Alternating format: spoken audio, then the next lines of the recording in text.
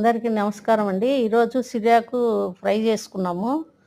సిర్యాకును సన్నగా కట్ చేసుకొని కడిగి పక్కకు పెట్టుకోండి. ఇప్పుడు బాండిల్ పెట్టుకొని దాంట్లో ఆవాలు జీలకర్ర వేసి తెల్లగడ్డలు ఒక 10 పాయలు సన్నగా కొట్టేసి తర్వాత 2 ఒట్టిమిరపకాయలు వేసుకోండి. నేను 4 వేసానులే. 4 ఒట్టిమిరపకాయలు, ఎర్రగడ్డ ఒకటి. ఇవన్నీ వేగిన తర్వాత ఇట్లా సిర్యాకును బాగా సన్నగా కట్ చేసుకోండి. కాడలు కూడా వేసేయండి తాలింపు కాబట్టి. ఇప్పుడు ఒక రవ్వ సాల్ట్ వేసుకున్నాము. నేను దీంట్లో ఏం పొడి ఏమి వేయట్లేదండి, అట్లాగే ఫ్రై చేస్తున్నా.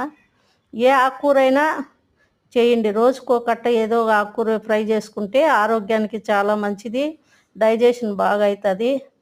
దీంట్లో మనకు కావాల్సిన పోషకాలు అన్నీ ఉంటాయి. ఇది అయిపోయిందండి, ఇంతే.